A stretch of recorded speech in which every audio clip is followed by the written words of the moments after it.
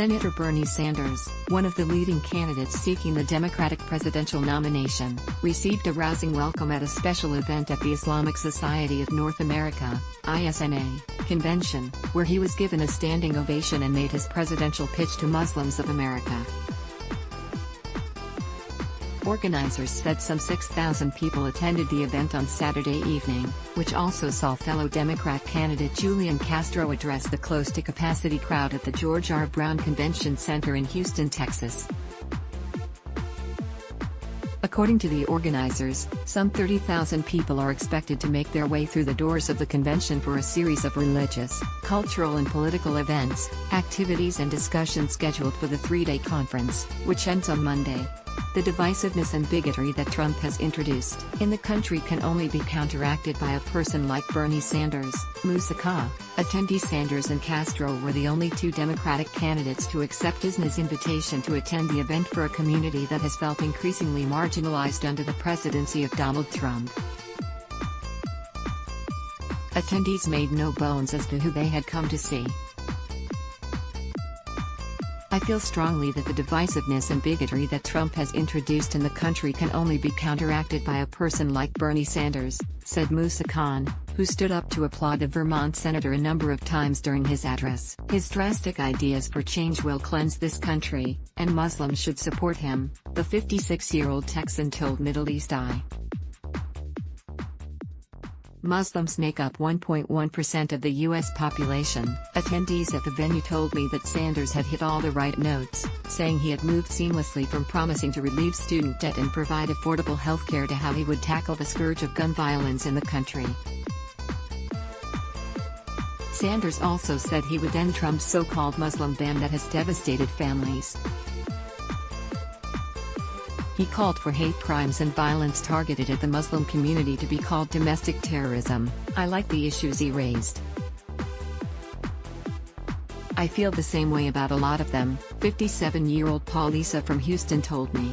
"He made an effort to come here and talk and listen. He is showing his support for our community and he definitely has my vote." Scathing criticism for war on Yemen in contrast to Castro, Sanders' address and policy talking points seem to have been tailored to appeal to some of the pressing concerns of the American Muslim community. He was particularly scathing about Saudi Arabia and Iran, describing the war in Yemen as one of their theaters of conflict. "As you know, the United States has been backing the brutal government of Saudi Arabia, whose intervention in that civil war has led to this humanitarian crisis where millions are at risk of starvation in what could be the worst famine in modern history," Sanders said. The senator has repeatedly raised concerns about the U.S. involvement in the war in Yemen, where Washington materially backs a Saudi-led coalition that is fighting the Iran-aligned Houthi movement. In April 2019, Trump vetoed a Sanders-sponsored resolution that looked to end U.S. support for the Saudi-led war effort. "I particularly like that he raised the issue of Yemen. It is something that cuts me deeply," Issa said. Members of the audience at the Islamic Society of North America's convention in Houston, Texas, me/Azad Essa, Sanders also said that, as U.S. president, he would hold China to account for its persecution of the Uyghurs in Xinjiang province. He also described India's unilateral decision in August to revoke the semi-autonomous status of Kashmir and impose a communication blockade and military siege on the valley as unacceptable. He then chastised political elites in both the Republican and Democratic parties for pursuing endless wars and interventions. Sanders said that, unlike Trump, who has an affection for authoritarian regimes around the world, he would make democracy and human rights a priority for the United States of America. How Ilhan Omar is changing the way Americans talk about Israel. Read more. Rhoda Adumi, 18, from Houston, indicated doubt over Sanders' ability to deliver on his promises. "I hope he is true to his word," she told me. But honesty is precisely what Huda Khalid, from Houston, is banking on from the Vermont senator. Khalid told me that, though she may not agree with everything Sanders says, she feels he is consistent and honest. The 31-year-old was alluding to Sanders' comments during a Q&A session with the audience, in which he reiterated that he was not a supporter of the Boycott, Divestment and Sanctions (BDS) movement, which seeks to pressure Israel into ending its occupation and abuses of Palestinians. He didn't say what I wanted him to say about BDS, but at least he is not against criminalization of the boycott campaign. Most of all, he was honest in front of a crowd of Muslims who obviously support Palestine. I appreciate that, Khalid said. Earlier in the evening, Sanders said that the U.S. had to play a leading role in brokering a lasting peace process between the Palestinians and Israelis.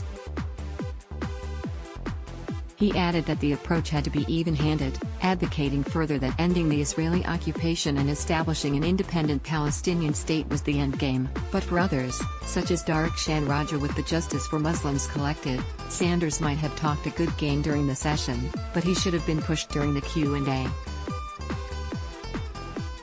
Raja said the audience missed an opportunity to ask Sanders about the Democratic Party's complicity in the war on terror and in consolidating Islamophobia in the U.S.